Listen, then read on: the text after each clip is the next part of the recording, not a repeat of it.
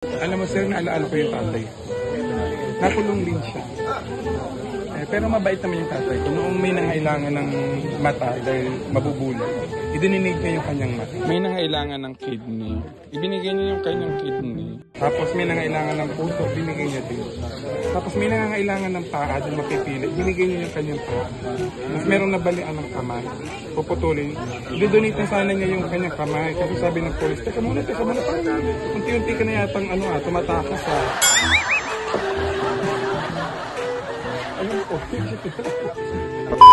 Hi guys! Kasama ko ngayon ang aking BFF, si Gob Chavez Singson at si Madam Sara.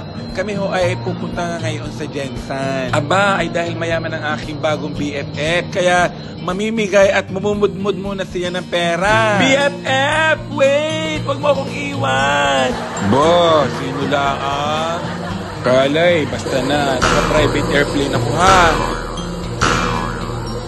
Areho ang aking mga bagong tropa, mga piloto.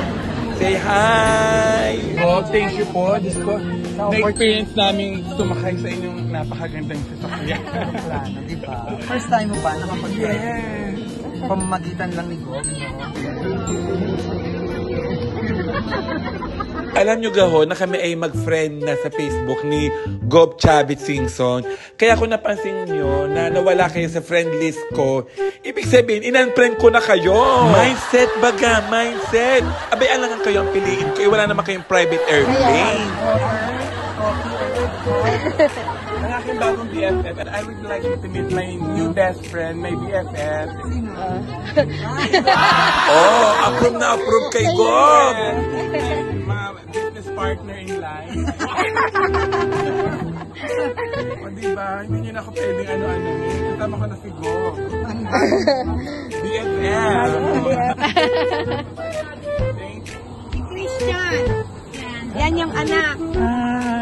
Christian. Ay, ang gwapo naman ni Christian. Hi, Christian.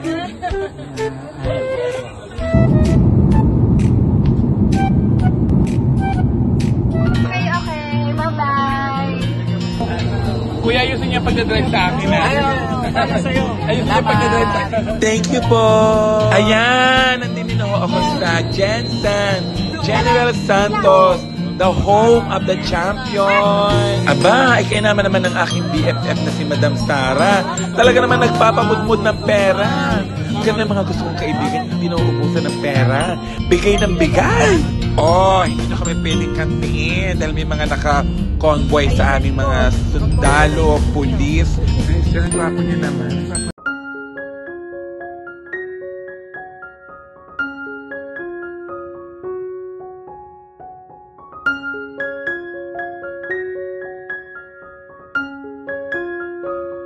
Ay, grabe. Ang masarap din pala din sa Jensen.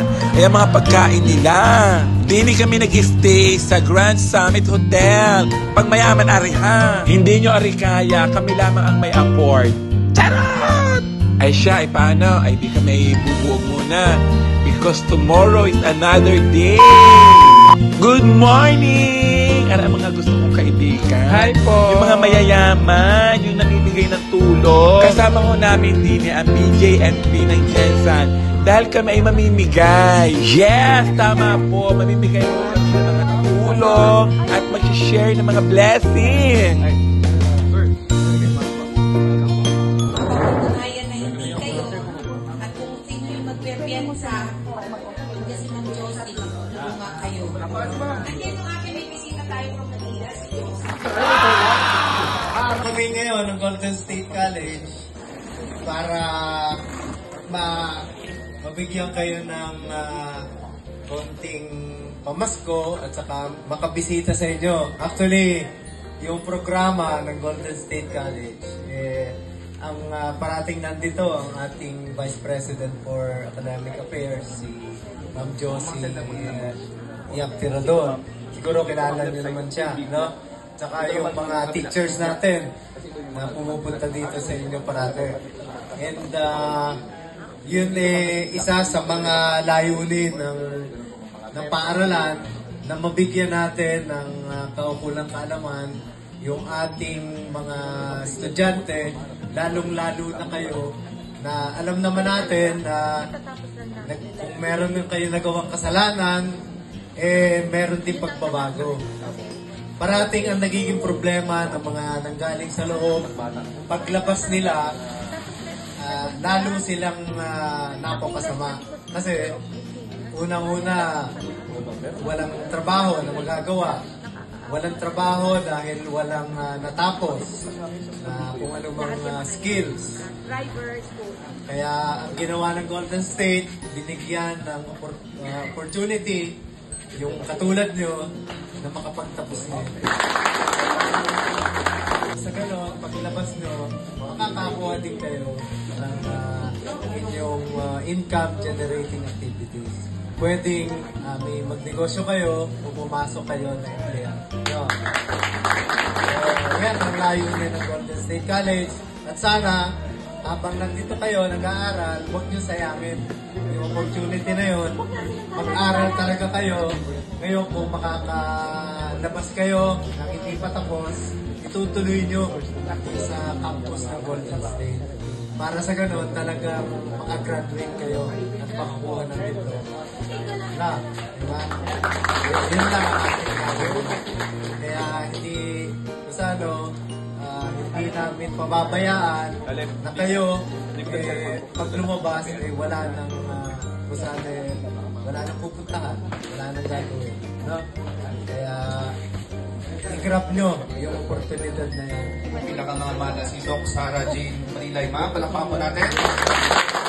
Si Sir Warren Manilay. Sir, Kapoy po at Merry Christmas po. At together with his and her staff po sa Golden State College, tsaka po sa aking mga bisita, sa aking po na mga napapanood po sa YouTube.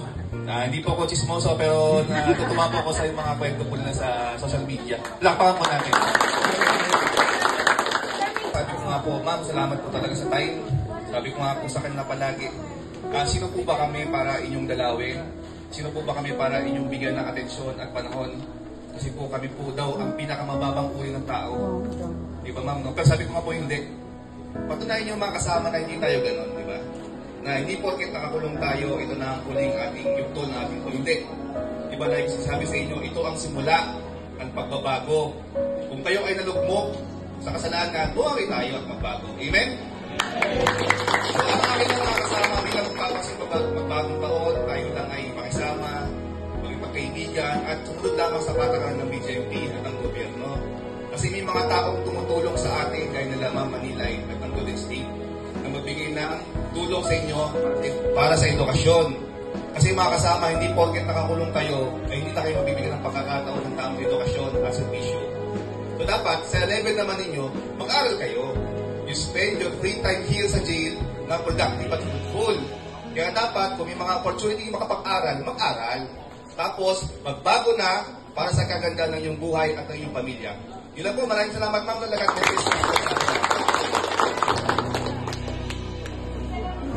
Ako, handa akong tumulong sa inyo. Kasi hindi naman lahat kayo porke nakulong. Kasi syempre, kaya kayo nandito. Wala kayong pera, kumbaga sa ano. Kulang yung inyong, wala naman kayong trabaho. O kumbaga sa ano, bakit kayo nakulong? Alam mo, naiiyak na ako ba? Yung bagang, yung kayo, tao din naman kayo.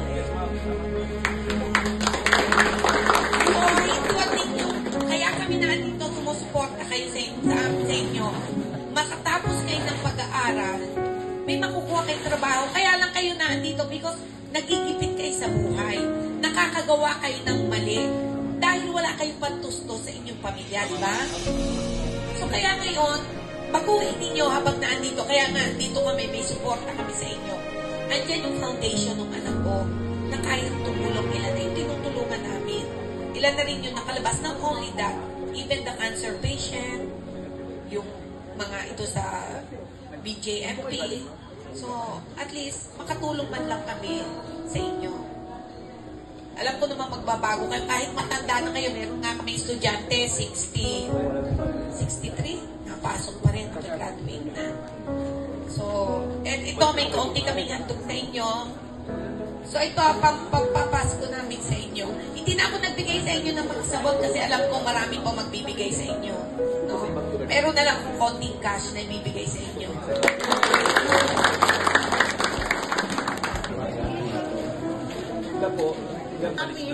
Nakakaka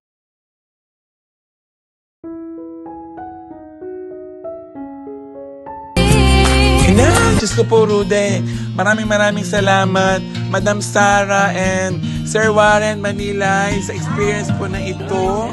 Nandili ho kami ngayon sa livelihood ng mga preso para may kabuhayan din po sila. Meron ho akong painting sa bahay, yun daw po ay gawa ng preso. Bongga! Meron silang livelihood program para kahit paano meron silang kinikita para sa kanilang mga financial na pangangailangan. Abay, syempre ako ay bumili ng gawa nila, yung nagsasabong na manok. Alam nyo ho, wala nang mayor din ngayon sa kulungan. Ang tawag ngayon ay cell leader. Binago na ho. Correct me if I'm wrong. Wow, correct me if I'm wrong. May nabalitaan ako dati na may mga preso daw na mas gusto nila dito na laan kaysa lumabas pa sila dahil dito may trabaho sila. May mga preso na ayaw nang bumalik sa pamilya nila dahil ramdam nila na hindi na sila tanggap. Ang bait ni Sir, tinulungan niya akong buhatin yung aking manok. Gagayak pa sana. Para tuloy ko itong hawakan yung manok ni Sir. Ay! Ba't di mo subukan? Hindi ko ba hawakan ng manok ni Sir at maisi? Sir, may asawa na daw ba? Meron na daw. Yun pa naman ang gusto ko may mga asawa na. Sir, may anak ka na?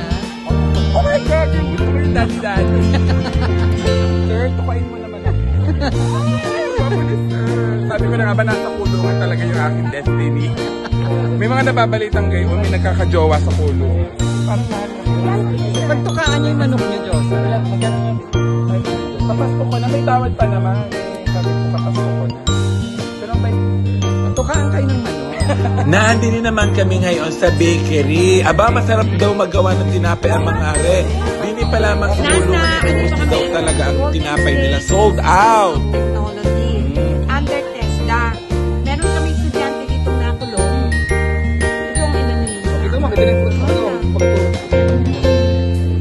Bilang data pandit ang tinapay. Nanandi. Patikim na ako ng gawa nilang tinapay. Ang sarap. Babalik-balik ako dito. Babalik-balikan ko sila. Gusto mo, stay in. Hindi ka na balik-balik ba? Every 6 p.m. po may sila schedule ng Bible sharing at saka yung rosary. Ayun. So, dito pala, kahit iba-iba yung religion mo, merong ano po. May may schedule sila ng dasal nila po. Intersect yung born again, may SDA, may mosque para sa Islam, then may Catholic po. Catholic, ayun. Meron din po ang Iglesia ni Cristo pero wala po silang simbahan. Okay. Ongoing pa. Yes po. Thank you so much for this award for the most OA. Salamat po sa lahat ng mga tulong po ninyo. Kung hindi po dahil sa inyo, wala po yung award. Tama-tama, pansaba. Thank you, Sir Manilay. Napakabait ni Sir. Ay!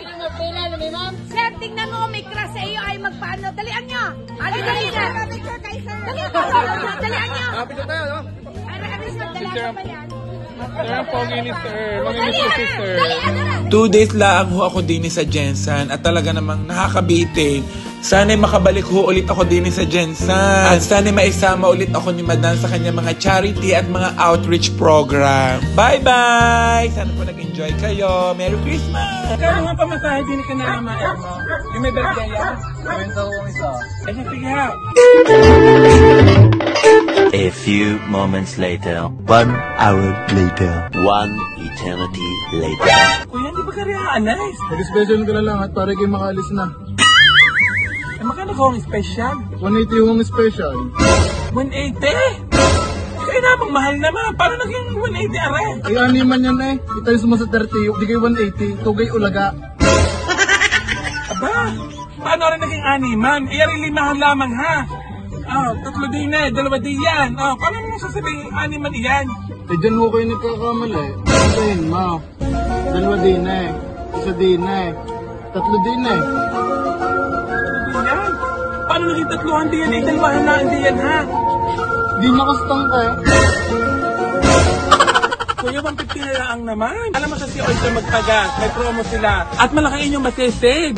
Gamitin lamang ang price lock. Bali mag-download kayo sa App Store o di kaya sa Play Store. Araw-araw ay may discount ha. Gamit ho ang LockPay, makakakuha ho kayo ng 5 peso per liter off. O alaking mura ha. At ano pa ang maganda kuya ha? Ang unang 50 makakapag-download gamit ang aking code JOSA. Ay naku po, ang dami nyo makukuhang freebies. Bukod sa mga discount ninyo. Madali lang ha. I-scan mo lamang ang QR code gamit ang iyong cellphone. Halimbawa, nagpagas ako ng 20 beses. Mga kasi pala ako ng 100 piso. Oo, dahil 5 piso ang masisibo lagi kada pagas mo. Pang ulam na din yun ha, pambili ng bigas. Kinalaang naman. Hindi, 180 pa rin. At yun lubok-lubok ang dadaanan eh. Naku po. Talagang hindi na makatawad kay kuya. Sige na nga, tara na, larga na.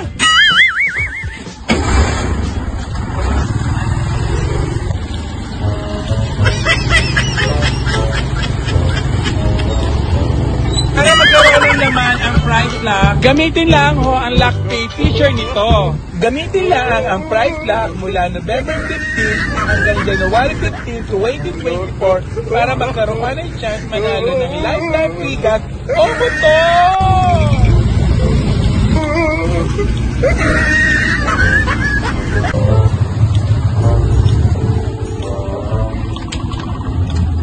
Ma'am, tayo na may magbawas ng pasahero. At ang likod ko yung alay na puro bukol na aking ulo. Hindi na lang ibayad mo. Sige, payag ako. O, tara na.